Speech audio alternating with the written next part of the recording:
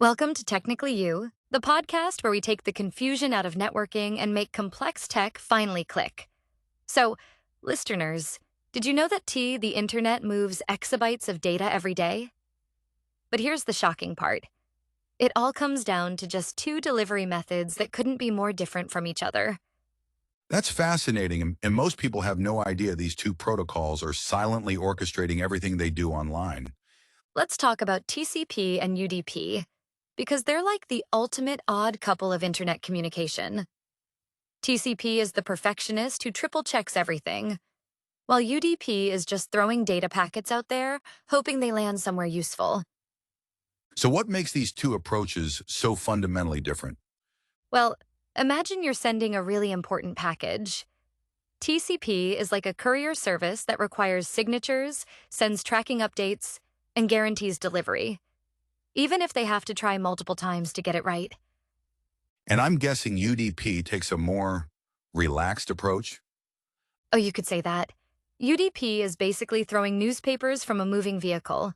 It's all about speed, with zero guarantees about where those packets actually end up. That sounds almost reckless. How could that possibly be useful in modern computing? Here's where it gets interesting. Both approaches are absolutely essential. When you're doing online banking or sending important emails, you want that TCP-style careful delivery with all the verification steps. But for something like streaming video or gaming, waiting around for perfect delivery would actually make things worse. Exactly. TCP uses what's called a three-way handshake before sending any data. It's like calling ahead to say, "Hey, I'm about to send something," waiting for confirmation and then double-checking that everything's ready.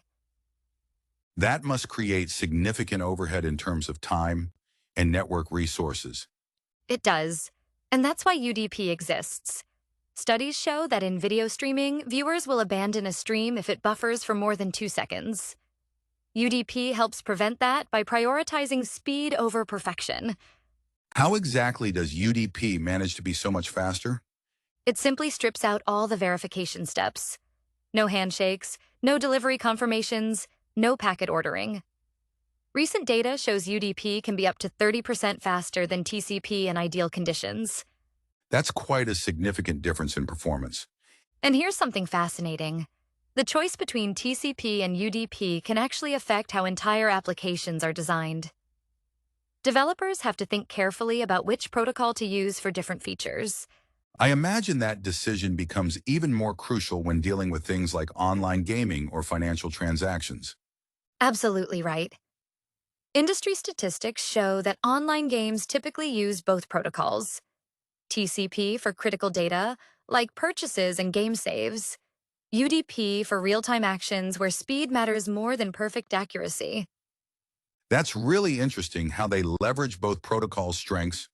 What about security considerations? That's where things get complicated. TCP connections are easier to monitor because they have clear beginning and end points. UDP traffic is more challenging.